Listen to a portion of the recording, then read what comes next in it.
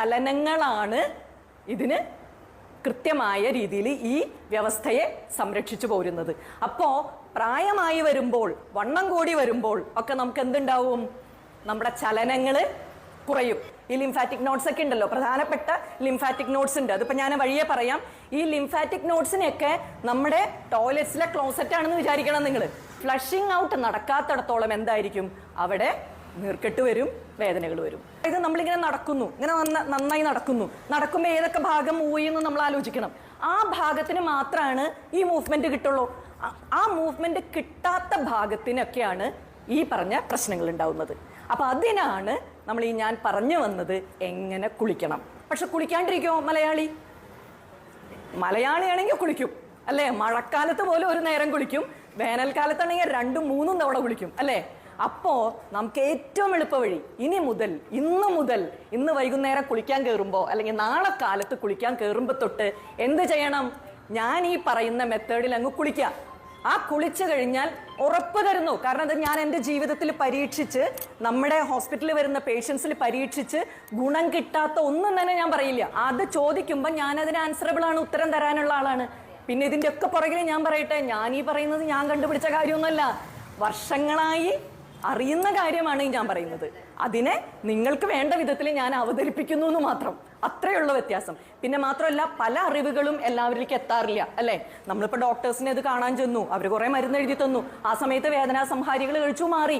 ഈ വേദനാ സംഹാരികൾ നമ്മളെ joint pains ഒക്കെ മാറ്റും, പക്ഷെ വയറിന് പ്രശ്നം ഉണ്ടാക്കും, ലിവറിന് പ്രശ്നം ഉണ്ടാക്കും അല്ലേ?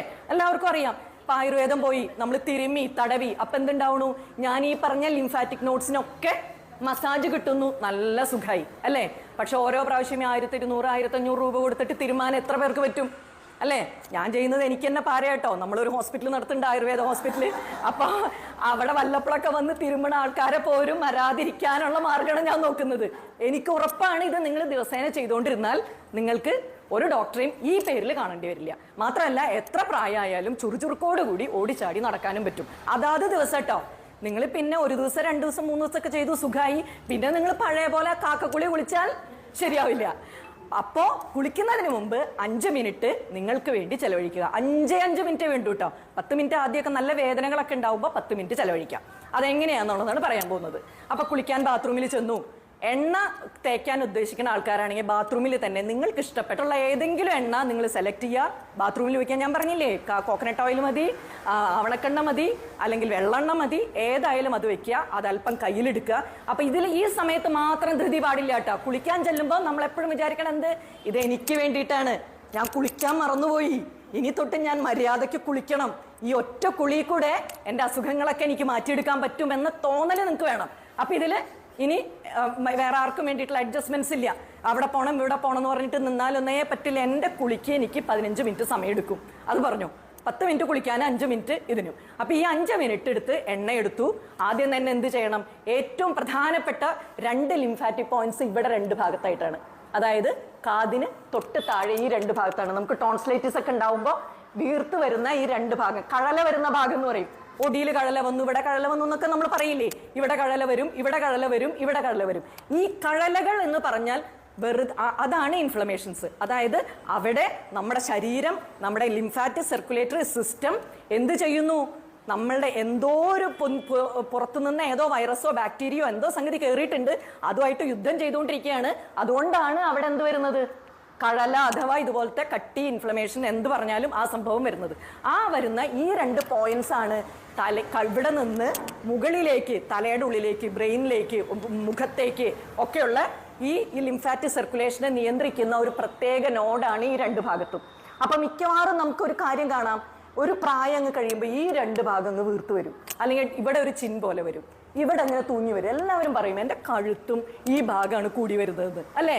ശ്രദ്ധിച്ചു നോക്ക്, നിങ്ങൾക്കൊക്കെ അങ്ങനെയാണ്. ഈ ഭാഗം അങ്ങ് കൂടി വരും. നിങ്ങൾ ചെറുപ്പത്തിലത്തെ ഫോട്ടോയും ഇപ്പോഴത്തെ ഫോട്ടോ എടുത്ത് നോക്കിക്കഴിഞ്ഞാൽ ഇവിടെയൊക്കെ ഇങ്ങനെ തടിച്ചു വീർത്ത് നിൽക്കുന്നുണ്ടാവും അല്ലേ? അതിന്റെ പ്രധാനപ്പെട്ട കാരണം വയസ്സായിട്ട് സ്കിന്ന് സാഗ് ചെയ്യുന്നതിൻ്റെ ഒപ്പം തന്നെ അതിനേക്കാൾ പ്രധാനമായിട്ടുള്ളത് ഈ സർക്കുലേഷൻ കറക്റ്റ് ചെയ്യുന്നില്ല. അപ്പൊ നമ്മൾ എണ്ണ എന്ത് ചെയ്തു? ആദ്യം അല്പം കയ്യിലെടുത്തു, ഈ 2 ഭാഗത്തേക്ക്, ആദ്യം ഒരു ഭാഗത്തേക്ക് ഇങ്ങനെ മസാജ് ചെയ്തു. അത് കഴിഞ്ഞ് മറ്റേ സൈഡിലേക്ക്, അത് clockwise anticlockwise 2 ഭാഗത്തേക്കും നന്നായി മസാജ് ചെയ്യാം. 10 തവണയെങ്കിലും.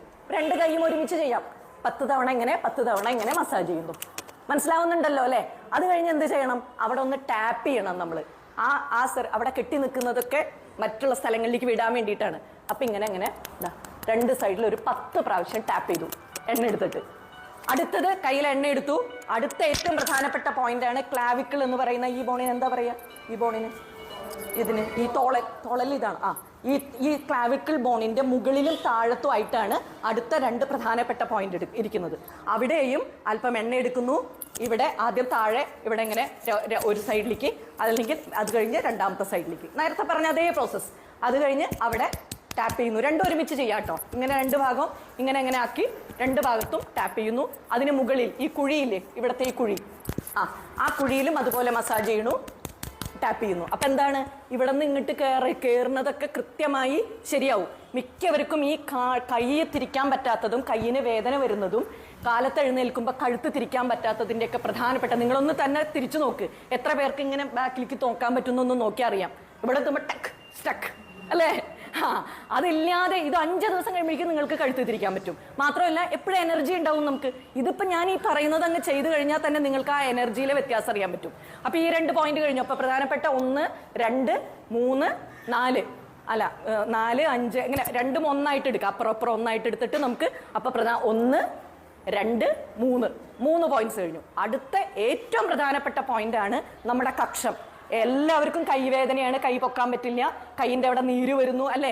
പിന്നെ മാത്രമല്ല വണ്ണം കൂടുമ്പോൾ സ്ത്രീകൾക്ക് ശ്രദ്ധിച്ചോ, ബ്ലൗസ് പാകാവുന്നത്തെ ഒരു പ്രത്യേക ഭാഗം ഏതാ?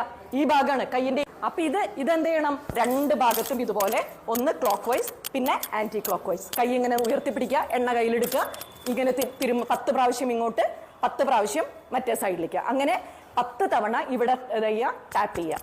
നേരത്തെ പറഞ്ഞ പോലെ തന്നെ ടാപ്പ് ചെയ്യുക. 10 തവണ ഇങ്ങനെ ടാപ്പ് ചെയ്യുക. സെയിം ഇവിടെ. ഇനി ഇത് ഞാൻ കാണിക്കണ്ടല്ലോ, ഇപ്പുറം ഇതുപോലെ തന്നെ. അത് കഴിഞ്ഞ് അടുത്ത ഏറ്റവും പ്രധാനപ്പെട്ട പോയിന്റ് വരും. ഗ്ലാൻസ് ഈ വയറിന്റെ അവിടെ പരന്നിട്ടാണ് കിടക്കുന്നത് ഇവിടെ. അപ്പൊ എന്ത് ചെയ്യണം? ഒന്നുകിൽ ഇങ്ങനെ കണ്ടോ, ഇങ്ങനെ മസാജ് ചെയ്യണം, ഇങ്ങനെ, അല്ലെങ്കിൽ ഇങ്ങനെ മസാജ് ചെയ്യാം, നിങ്ങൾക്ക് ഇഷ്ടമുള്ള പോലെ. ഏതായാലും clockwise and anticlockwise ഇങ്ങനെ മസാജ് ചെയ്യണു. എന്ത് ചെയ്യണു? ടാപ്പ് ചെയ്യണു. 10 പ്രാവശ്യം ടാപ്പ് ചെയ്യണു. അത് കഴിഞ്ഞ് അടുത്ത ഏറ്റവും പ്രധാനപ്പെട്ട, അപ്പോൾ വയറിൽ ഗ്യാസ്, ബ്ലോട്ടിങ്, ആ വയർ എപ്പോഴും ഒരു സുഖമില്ല, ഇങ്ങനെയൊക്കെ വിചാരിക്കുന്ന ആളുകൾ ഇത് ചെയ്തു തുടങ്ങിയാൽ ഒരാഴ്ച കഴിയുമ്പോഴേക്കും നിങ്ങൾക്ക് നല്ല റിലീഫ് കിട്ടി തുടങ്ങും. ഇനി അടുത്ത പോയിന്റ് ആണ് ഇവിടേക്ക് ഇങ്ങോട്ട് പോകുന്നത്. ഈ ഗ്രോയിൻസ് എന്ന് പറയുന്ന ഏരിയ ഉണ്ടല്ലോ, അതായത് നമ്മുടെ ഈ തൊടയിടുക്കിലേക്ക് പോകുന്ന ഈ 2 ഭാഗത്തായിട്ടാണ് പ്രധാനപ്പെട്ട പോയിന്റ്. അവിടെ നമ്മൾ ഇതുപോലെ മസാജ് ചെയ്യണു. Clockwise and anticlockwise tap ചെയ്യണു. ഇതൊരു രസമാവും. കുറച്ച് ദിവസം കഴിഞ്ഞ് കഴിഞ്ഞാൽ എണ്ണയൊക്കെ തേച്ച് ഇങ്ങനെയൊക്കെ ടാപ്പ് ചെയ്ത് ചെറിയ കുട്ടികളെ നമ്മൾ കുളിപ്പിക്കുമ്പോൾ അവർ കാണിക്കുന്ന ആക്ഷനൊക്കെ പോലെ നമുക്കും ചെയ്യാം. അത് കഴിഞ്ഞ് ഏറ്റവും മുട്ടുവേദനയുടെ കാര്യം പറഞ്ഞു. അടുത്തതാണ് ഏറ്റവും പ്രധാനം. മുട്ടുവേദനയ്ക്ക് മുട്ടിന്റെ മുകളിലിട്ട് തേക്കും നമ്മൾ അല്ലേ, പല ബാമൊക്കെ. പക്ഷെ അവിടെയല്ല വില്ലൻ. മുട്ടിന്റെ ബാക്കിൽ ഈ ഭാഗത്താണ്, ഈ ഒടിഭാഗം ഉണ്ടല്ലോ, മുട്ടിങ്ങനെ മടക്കാൽ ഇങ്ങനെ കിട്ടുന്ന ആ ഭാഗത്താണ് ഈ നീർക്കെട്ട് വരുന്നത്. അവിടെയാണ് ഈ ഞാൻ നേരത്തെ പറഞ്ഞ ലിംഫാറ്റിക് ഗ്ലാൻഡ് ഇരിക്കുന്നത്. അപ്പൊ മുട്ടിന്റെ മുകളിലിട്ടിട്ട് പണിയെടുത്തിട്ട് യാതൊരു കാര്യമില്ല. മുട്ടിന്റെ അടിയിലാണ് നമ്മൾ മസാജ് ചെയ്യേണ്ടത്. മനസ്സിലായില്ലേ? നല്ല മുട്ടുവേദനക്കാരാണെങ്കിൽ എന്ത് ചെയ്യണം? ആദ്യത്തെ കുറച്ച് ദിവസങ്ങളിൽ ഇതിനെ പെട്ടെന്ന് റിലീഫ് കിട്ടാനുള്ള ഒരു മാർഗം, കുറച്ച് കല്ലുപ്പും കുറച്ച് മുരിങ്ങയുടെ ഇലയിട്ടിട്ട് ഒരു ചീനച്ചട്ടിയിലിട്ട് ഒന്ന് ചൂടാക്കിയിട്ട് ഏതെങ്കിലും ഒരു തോർത്തിലിട്ടിട്ട് മുട്ടിന്റെ മുകളിലല്ല, മുട്ടിന്റെ അടിഭാഗത്ത് ആ ചൂട് കൊടുക്കുക. അപ്പൊ മുരിങ്ങയിലേക്ക് അതിന്റെ ഗുണമുണ്ട്, അറിയാലോ. ഉപ്പിന് അതിന്റെ ഗുണമുണ്ട്, ആ നീരിനെ പെട്ടെന്ന് വലിക്കും. ആദ്യം ഒന്ന് മുട്ടുവേദന ഒരു 1-2 ദിവസം കൊണ്ട് മാറാൻ, എന്നിട്ട് വെറുതെ മുറിവെണ്ണ തേച്ച് അവിടെ ഇട്ടേക്കുക. 1 മണിക്കൂർ കഴിഞ്ഞാൽ തുടച്ചു കളഞ്ഞു. ഇത് ചെയ്താൽ പെട്ടെന്ന് മുട്ടുവേദന മാറും, അപ്പോഴുള്ള മുട്ടുവേദന മാറും. പിന്നെ നമ്മൾ ഈ പറഞ്ഞ പണി ചെയ്യണം, ഈ മസാജിങ് ആൻഡ് ടാപ്പിംഗ്. അപ്പൊ ഈ പറഞ്ഞ പോലെ ഈ മുട്ടിന്റെ ഈ 2 ഭാഗത്തും ഇങ്ങനെ ആക്കിയാലും മതി കേട്ടോ. Clockwise anticlockwise വേണമെന്നില്ല. ഇതൊരു 20 തവണ ചെയ്യണം, കണ്ടോ? കാരണം നിങ്ങൾക്കൊക്കെ മുട്ടുവേദന ഉള്ളതുകൊണ്ട് 20 തവണ. ഈ 20 തവണ ചെയ്തിട്ട് ഇവിടെയും ഇതുപോലെ ടാപ്പ് ചെയ്യാം. മനസ്സിലായില്ലേ? ഈ ഒരു പ്രധാനപ്പെട്ടതാണ് എളിവേദന. മിക്കവർക്കും ഈ എളി ഭാഗത്ത് ഭയങ്കര വേദനയാന്ന് പറയും അല്ലേ? അപ്പോൾ അവിടെ നമ്മൾ ഇതുപോലെ ഇവിടെ 10 പ്രാവശ്യം ഇങ്ങനെയും 10 പ്രാവശ്യം ഇങ്ങനെയായിട്ട് നന്നായി ടാപ്പ് ചെയ്യുക. കാരണം സ്ത്രീകൾക്ക് ഇവിടെയാണ് ഒരു കെട്ട് പോലെ വരുന്നത്. അപ്പൊ ആ ഭാഗവും നന്നായി മസാജ് ചെയ്യുക. പിന്നെ ഏറ്റവും പ്രധാനം കാലിൽ അതുപോലെ തന്നെ, കാലിന്റെ ഈ ഭാഗം ഉണ്ടല്ലോ, ഈ കണ്ണി ഭാഗം, ആ കണ്ണി ഭാഗത്ത് നീര് വരും പലർക്കും. അത് കാരണം താഴത്തേക്ക് ഇറങ്ങി വന്നതിന് തിരിച്ച് മുകളിലേക്ക് കയറ്റാൻ പറ്റാണ്ടാവും വെയിൻസിന്. അതുകൊണ്ടാണ്. അപ്പൊ അവിടെയും ഇതുപോലെ തന്നെ നമ്മൾ നന്നായി ഇങ്ങനെ മസാജ് ചെയ്യുക, ടാപ്പ് ചെയ്യുക. രണ്ട് സൈഡിലും 10 പ്രാവശ്യം. മനസ്സിലായല്ലോ? പാദസരിടുന്ന ഈ ബോണുള്ള ഭാഗം മനസ്സിലായില്ലേ? കാലിൻ്റെ ഈ ബോൺ എല്ലാവർക്കും കാണാൻ മതി. ചെറിയ ഈ ബോണിനെ പറയില്ലേ? ആ ബോണുള്ള ഭാഗത്ത് മസാജ് ചെയ്യുക, ടാപ്പ് ചെയ്യുക. ഇത്രയും ചെയ്താൽ ഒരാഴ്ച ചെയ്തിട്ട് നിങ്ങൾക്കൊരു റിലീഫ് ഇല്ലെങ്കിൽ നിങ്ങൾ എന്നെ വന്ന് കാണും. ഞാൻ അടുത്തത് പറഞ്ഞുതരാം നിങ്ങൾക്ക്. ഇതുകൊണ്ട് 90% ആളുകളുടെയും കാലുവേദന, കയ്യ് വേദന, കഴുത്ത് വേദന, എളിവേദന ഒക്കെ മാറും.